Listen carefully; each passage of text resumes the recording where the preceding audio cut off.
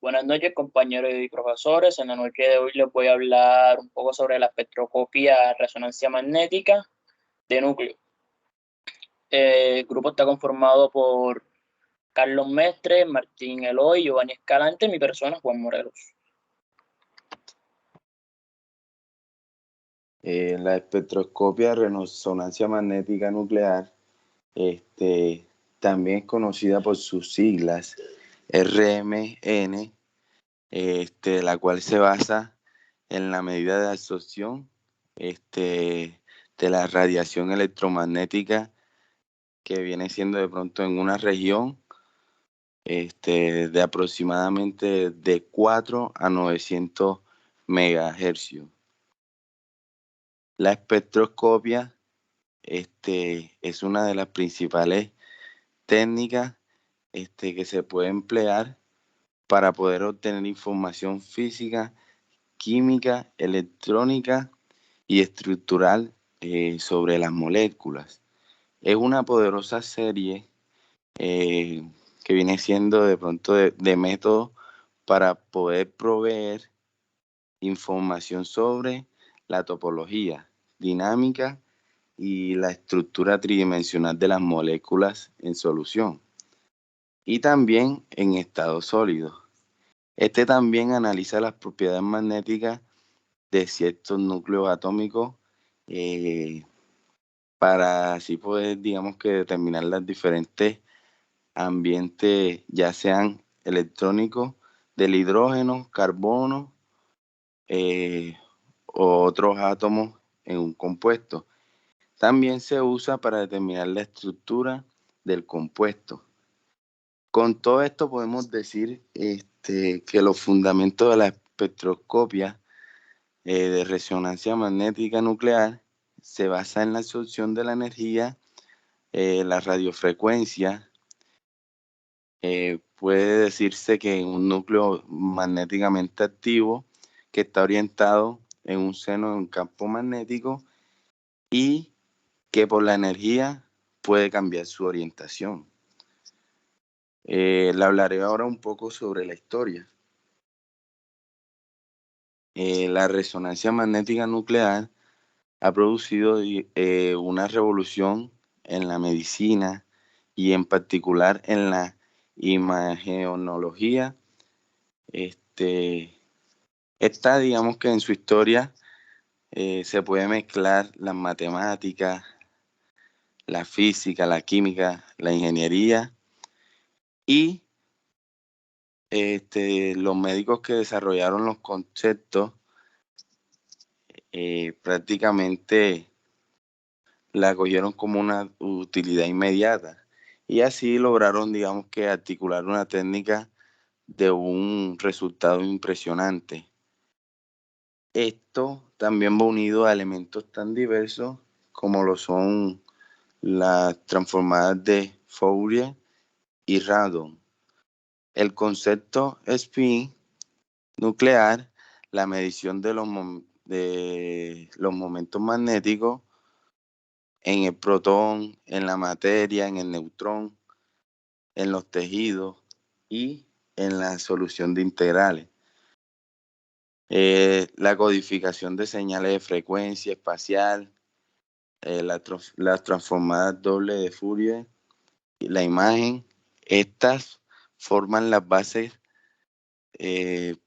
para poder obtener una modalidad y la historia de la resonancia magnética viene siendo un magnífico ejemplo de que la ciencia, de que en la ciencia prácticamente nadie sabe para quién trabaja.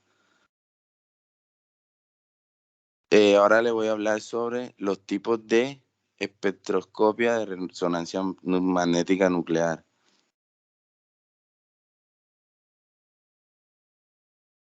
Morelos. En este caso existen dos tipos de espectroscopia.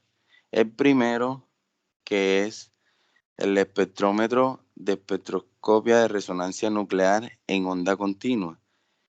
Estos, digamos que son semejantes en principio de los instrumentos ópticos de la absorción, en donde se minoriza la señal de absorción a medida que esta, digamos que barre lentamente la frecuencia de la fuente.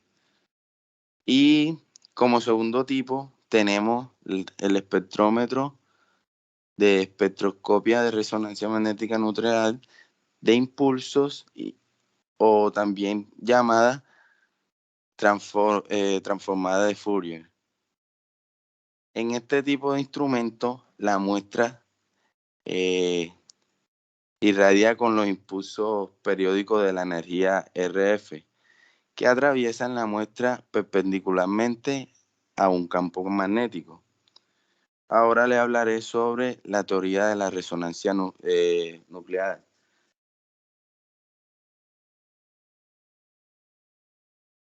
La descripción cuántica de la RM. La cuántica es la relación entre la frecuencia y la absorción de los estados de energía que hay en los núcleos. Los espectros de energía de radiofrecuencia se miden y se representan, digamos que como picos estrechos que surgen de la línea base. La frecuencia también a la que tiene lugar la absorción de la energía, la identidad del núcleo, la fuerza del campo magnético, y esta relación se describe algebraicamente como la fórmula que podemos observar en la diapositiva. Ahora le hablaré sobre la descripción general del espectrómetro.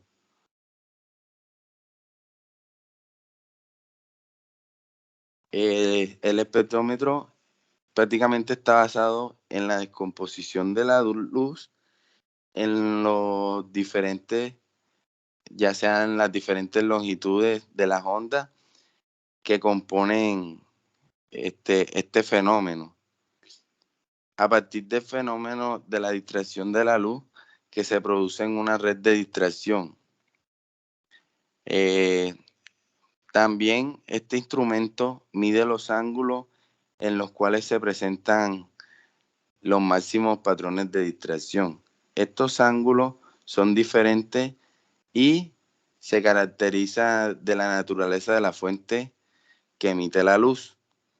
Los componentes básicamente del espectrómetro vienen siendo como un conjunto de lentes, un colimador, una rejilla de difracción y un ocular.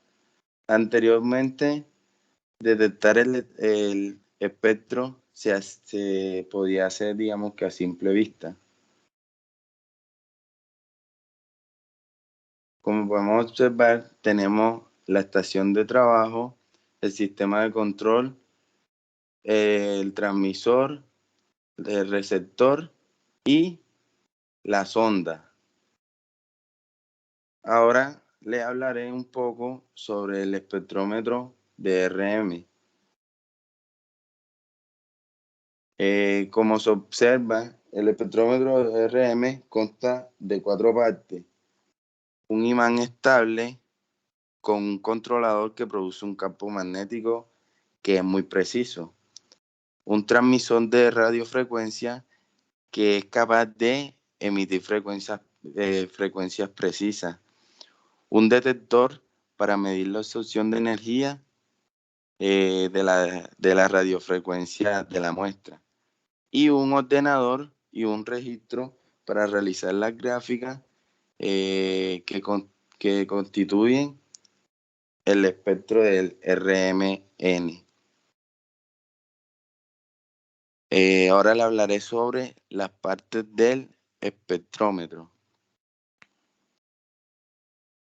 Los imanes son los encargados de someter a la muestra en el campo magnético. El BO es el responsable de la alineación de los núcleos y de las propiedades de dicho campo. Estas se pueden definir a gran medida en las prestaciones del espectrómetro. Imanes superconductores, que son los imanes de tierra.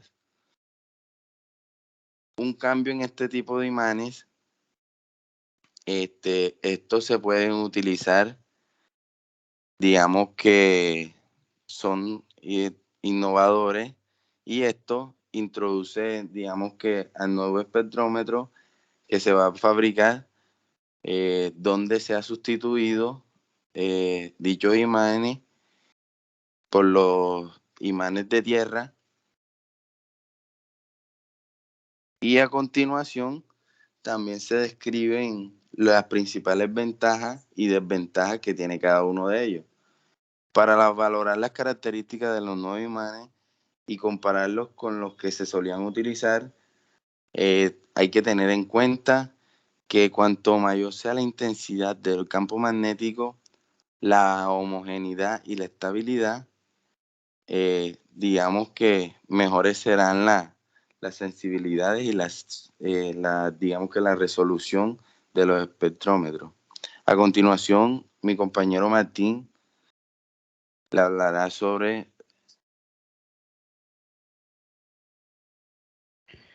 Muy buenas a todos. Mi nombre es Martín Eloy Guerrero Herrera. Les vengo a explicarle un poco sobre lo que viene siendo los imanes superconductores y imanes de tierras raras. Los imanes empleados en los espectrómetros para crear un campo magnético tan intenso como es necesario para llevar a cabo el experimento de la RMN son imanes superconductores. Son un tipo de electroimanes cuya bobina está hecha a base de hilo superconductor. Este hilo es de una aleación especial, llega a medir varios kilómetros y va enrollado en múltiples capas. En los imanes superconductores, para que el hilo que forma la bobina se comporte como tal, es necesario que se encuentren a una temperatura cercana al cero absoluto. Esta temperatura se consigue sumergiendo la bobina en hielo líquido, siempre que la bobina se mantenga a la temperatura del hielo líquido. La corriente que se introduce fluye por ella de forma permanente sin apenas resistencia. Las ventajas de los imanes superconductores es que al ser electroimanes son capaces de crear campos muy intensos, teniendo en cuenta que además normalmente no solo constan de la bobina que genera el campo principal, sino que incorporan bobinas que crean campos correctores que se suman al interior. Los imanes superconductores consiguen que el campo total sea mucho más estable y homogéneo. Ahora les vengo a hablarle un poco sobre lo que son los imanes de tierra rara. En este nuevo espectrómetro se propone la sustitución de los enormes y costosos imanes superconductores por los nuevos imanes de tierra rara, que son un tipo de imanes permanentes. Tradicionalmente están hechos a base de acero y aleaciones metálicas, y el valor de los campos que generan es muy bajo. En los últimos años han aparecido un nuevo tipo de imanes permanentes hechos a base de tierras raras que poseen propiedades magnéticas excepcionales. El proceso de fabricación de este tipo de material magnético basado en tierras raras resulta bastante complejo. La materia prima granulada necesaria para su aleación tiene que ser minuciosamente mezclada en vacío en las proporciones adecuadas. Finalmente se modelan por presión a altas temperaturas, sin llegar a la temperatura de fusión. Puede ser en unos hornos especiales, obteniendo así un producto final extremadamente duro. La última generación de imanes de tierra rara son los imanes permanentes más potentes hoy en día y están hechos a base de neodimio, hierro y boro. La utilización de estos imanes en los espectrómetros conllevan grandes ventajas. En primer lugar, se pueden conseguir campos magnéticos relativamente intensos con imanes de medidas muy reducidas. Además, son económicos, fáciles de mecanizar y no requieren mantenimiento. Las desventajas frente a los imanes superconductores son que, por un lado, que aunque los campos magnéticos son mucho más intensos que los de los imanes permanentes tradicionales, quedan muy lejos de los valores conseguidos con los electroimanes. Y por otro lado, la fabricación a base de mezclar los componentes granulados impiden obtener una buena homogeneidad espacial del campo. Compañero, ¿puede pasar la diapositiva? Bueno, les vengo a hablar un poco sobre las partes del espectrómetro. Bueno, comenzamos con lo que son las sondas que contienen una de las partes más importantes del espectrómetro, que son las antenas. Pero además están formadas por un conjunto de elementos mecánicos que mantienen las antenas en su sitio y que hacen posible que las muestras que se va a analizar se introduzcan en el campo magnético que crean los imanes. Tenemos lo que son las antenas, que a diferencia de lo que sucede en la mayoría de sistemas de comunicaciones, las antenas del espectrómetro trabajan bajo las condiciones del campo próximo. En consecuencia, se puede prescindir de la teoría de las ondas electromagnéticas y de su propagación y pensar únicamente en campos magnéticos. Es necesario emitir y detectar un campo magnético en la banda. La forma de antena que se utiliza es la bobina, por su simplicidad, por la fácil disposición teniendo en cuenta la geometría del resto de elementos y por la sencilla relación con los campos magnéticos dado por la ley de Faraday. Ahora les vengo a hablarle un poco sobre la mecanización de las ondas. Tanto los imanes como el tubo que contiene la muestra y las antenas quedan en su sitio. Es necesario construir una serie de piezas que cumplan esta función. Puede ser la pieza de aluminio que puede verse que mantiene la separación necesaria entre los imanes, que van encajados en dos fresados que hay a cada lado de la pieza para trabajar bajo el campo magnético que se crea entre ellos. Ahora vengo a hablarles sobre los transmisores, que es la parte del espectrómetro encargada de generar los pulsos de radiofrecuencia que excitan el sistema. El transmisor consta básicamente de una fuente de radiofrecuencia y un amplificador de potencia. Como fuente de RF se utiliza un DDS, Digital Directed Synthesizer, de frecuencia y bases programables, y que es habilitado y deshabilitado desde el sistema de control para conformar los pulsos. La secuencia de pulsos generados por el DDS es recogida por un amplificador de alta potencia que aporta la energía necesaria y la transfiere a la muestra. Ahora venimos con lo que es el receptor de un espectrómetro de RMN, disculpen. Es muy parecido a un receptor de radio doméstico en el cual la señal del RF es detectada por una antena y demodulada utilizando un proceso de conversión de frecuencia. Buen diseño de receptor es fundamental para la obtención de una señal de RM limpia de ruido e interferencia. Ahora lo dejo con mi compañero Giovanni Escalante, que le va a seguir explicando lo que son el sistema de control. Bueno, buenas noches. Seguiré con la parte del espectrómetro sobre el sistema de control. El sistema de control se encarga de controlar y sincronizar todo el sistema. El núcleo del sistema de control es un FPGA. La FPGA genera las señales de control de los DDS y del CAD y procesa los datos que le entrega este último.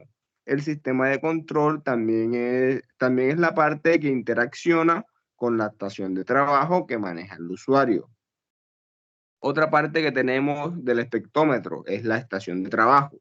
La estación de trabajo es la parte del espectrómetro que interactúa con el usuario y lo hace de forma continua. Es decir, aunque esté en marcha la secuencia de pulsos de un experimento del RMN, el usuario puede estar visualizando los datos del experimento anterior, modificando las opciones de presentación, así como definiendo el próximo experimento.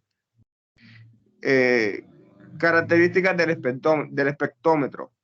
Las características más importantes de un espectrómetro son básicamente la sensibilidad, que determina el nivel mínimo de señal que hay que recibir para que sea detectada, y la resolución, que determina la mínima distancia entre componentes frecuenciales que pueden distinguirse. Las propiedades de los imanes, como la homogeneidad, la estabilidad y la intensidad del campo que generan, que han empeorado considerablemente por la sustitución de los imanes superconductores por imanes de tierras raras, influyen muy significativamente a estas características. A pesar de ello, el receptor que se diseña en capítulos posteriores y las nuevas técnicas de proceso digital, entre otras, han de garantizar una sensibilidad y una resolución aceptables. Seguimos con el punto de la sensibilidad. Es la energía que absorben y más tarde devuelven los núcleos, es proporcional a la frecuencia del Larmor, que a su vez es proporcional al campo magnético que crean los imanes. Seguimos con la resolución. Son las frecuencias generadas como consecuencia del desplazamiento químico que permite la identificación de la materia. Son también proporcionales al campo magnético que crean los imanes. Cuanto mayor sea la intensidad del campo magnético, más ensanchado quedará el espectro y podrán distinguirse desplazamientos más próximos. Es decir, la resolución del espectrómetro depende de gran medida de la intensidad del campo magnético. ¿Puedes seguir la página? La que sigue. Seguimos con las aplicaciones. Bueno, la información obtenida de estos experimentos, asociada con el uso de otras técnicas espectroscópicas, hace posible la determinación de complejas estructuras moleculares de productos naturales, compuestos sintéticos o semisintéticos, de biomoléculas de gran peso molecular, con péptidos, proteínas, oligosacáridos y ácidos nucleicos. El campo de aplicación de resonancia magnética nuclear no solo se limita a la determinación estructural, sino que también se extiende a aspectos de determinación conformacional, dinámica molecular y cinética de reacciones.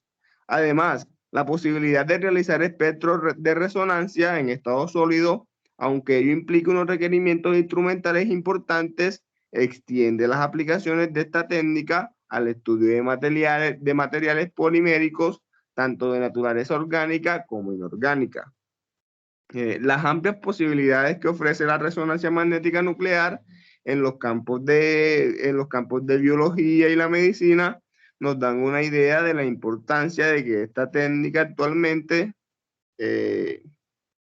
utilizando el estudio del núcleo 31P, en biología, es particularmente importante por su existencia y presencia en metabolitos de los seres vivos, y en el caso de la medicina, la obtención de imágenes por esta técnica representa uno de los métodos más eficaces en el diagnóstico clínico. Bueno, la RMN es un conjunto de difracción de rayos X. La única metodología que puede usarse para determinar la estructura molecular de macromoléculas con alta resolución frente a la difracción de rayos X. No obstante, la RMN presenta varias ventajas, que puede ser: permite determinar la estructura molecular en solución. La RMN permite además estudiar de manera eficaz y sencilla. Las interacciones entre biomoléculas también es una única metodología que permite el estudio de la dinámica de macromoléculas con resolución atómica en varias escalas de tiempos. Compañero, ¿puede pasar la diapositiva? Bueno, les hablaré también sobre la metodología de medición para obtención de un espectro de RMN. Para obtener un espectro de RMN, se disuelve una pequeña muestra en un disolvente apropiado. Colocar una pequeña cantidad de compuesto orgánico disuelto en medio mililitro, disolvente en un tubo de vidrio largo. La muestra puede ser sonicada o agitada para facilitar su disolución con la muestra respecto al tiempo, y convierte los datos de intensidad respecto a frecuencia. Esto es lo que se conoce como nombre de transformada de Fourier. Esta puede registrarse en 2 segundos utilizando menos de 5 miligramos de muestra. Siguiente diapositiva.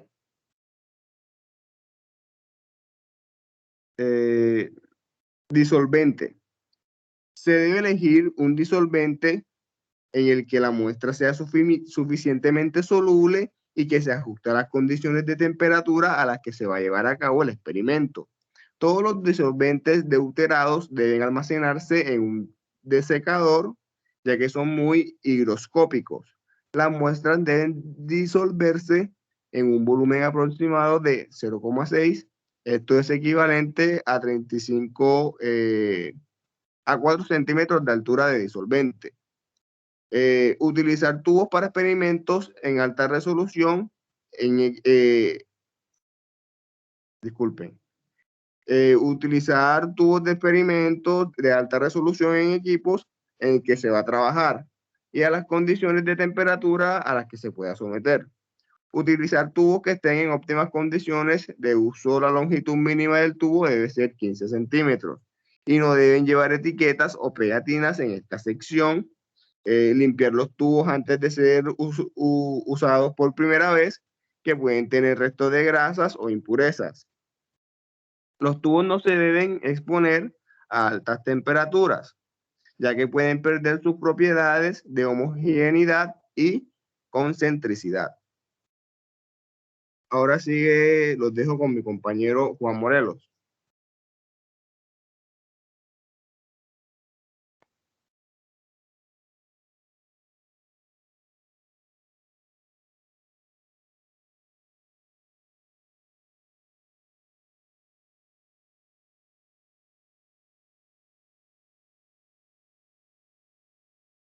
Juan, adelante.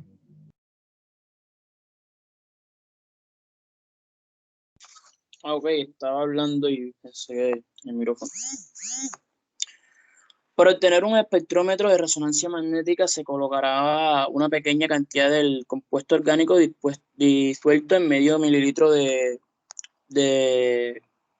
medio mililitro de disolvente. Como explicó mi compañero anteriormente, este se puede realizar tras el proceso, tras la transferencia de Fourier. En un espectrómetro puede registrarse de 2 segundos utilizando menos de 5 miligramos de muestra. La gráfica que aparece a continuación corresponde al espectrómetro de resonancia magnética nuclear del 1 bromo, 2 bromos, 2 dimetilpropano. Se puede observar la presentación presentación de dos señales de distintas interacciones. La señal A, que tiene 3.28, corresponde a los 2 protones del grupo metileno, que por estar cerca del átomo de bromo, electrones atrayendo espiralmente efectos de pantallamiento. La señal más alta, la señal intensa, es la 1.05, correspondiente a los 9 protones del grupo metileno. Para entender un poco más la curva que denotamos en pantalla, se le conoce como la curva de integración. La intensidad relativa de una señal en la espectroscopia de resonancia magnética nuclear pronto se proporcionará el número de protones que contribuyen a la señal, la cual la curva supuestamente a la señal de espectrómetro, que se puede observar en la figura anterior. Esta se llama curva de integración. La altura de escalones permite calcular el número de átomos de hidrones que dan origen a cada señal. Así en la figura, sí, aquí en la imagen podemos observar el espectrómetro anterior. Se mide en una altura de cada escalón equivalente a 7.0, que es la que podemos ver aquí. Cada escalón equivale a 1, entonces ese es el valor 7.0, disculpen, centímetro claramente está.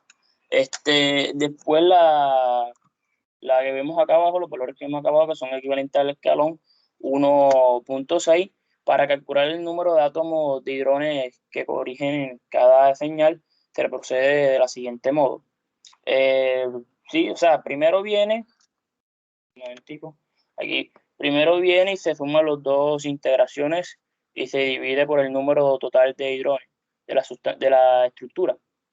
Aquí podemos notar los valores mencionados anteriormente, que son 7.0 centímetros más 1.6 centímetros igual a 8.6 centímetros. Esto sería el valor, el valor de hidrones sería, corrección, para recordarle un poco la fórmula, que sería un hidrón 2,2 hidrometropano igual a 11 hidrones. Por tanto, acá tenemos en pantalla que sería 11 hidrones, que son los que están mencionados acá arriba, entre 8.6 centímetros e igual a 1.28 hidrones entre centímetros. Aquí tenemos, acá en la parte de acá tenemos, disculpen, aquí en la parte de abajo podemos encontrar, para saber cuál es el número de hidrones de cada señal, se multiplica su integración para el valor anterior, que el valor anterior fue de 1.28. Entonces aquí tenemos el valor que nos dio los escalones señalados anteriormente en la imagen, que es de 7.0, y el valor obtenido entre los protones acá, hidrones centímetros, que sería 7.0 centímetros por 1.28 hidrones entre centímetros. Es igual a 9 hidrones. Y aquí podemos obtener el segundo escalón, que equivale, que nos dio un valor de 1.6. Acá lo tenemos, 1.6 centímetros por 1.28 hidrones entre centímetros igual a 28. Así pues, la señal más intensa se debe a 9 protones, 3 metilenos de la estructura, mientras que los menos intensos se debe a tan solo 2 protones de metileno de hidrones de etileno. Y esto sería todo por el ejercicio anterior explicado, y ahora viene el extracto, que es el resumen, por decirlo de esa forma, y por cuestiones de tiempo tampoco le podremos explicar esto un poco mejor. Y aquí contamos con una grabación, con un video, el cual explicaríamos lo mencionado por mi persona anteriormente y cómo se mide cada señal marcada por los escalones anteriormente. Y aquí teníamos 3 ejemplos, el cual voy a equivalerle, para ubicar bien. Aquí podemos encontrar que cada estructura tiene un punto de referencia que equivale a 1. Por lo normal, para denominar cada resonancia magnética nuclear, tiene un punto de referencia que equivale a un hidrógeno, que lo podemos ver en los 3 ejemplos distintos. Aquí podemos notar que en todos los casos, o sea, cuando hay un hidrón, un solo hidrón, se marca 1 normal. Pero si hay 2, sí se marca 2 hidrones. Y si hay 3, se marca igual 3. Y en este caso tenemos más de 4 hidrones, que serían 5. Ese sí se contaría como una sola familia, sería un caso de un solo hidrógeno. Y quedaría entonces esto serían las ondas marcadas en la resonancia magnética nuclear. Gracias por su atención, por si lo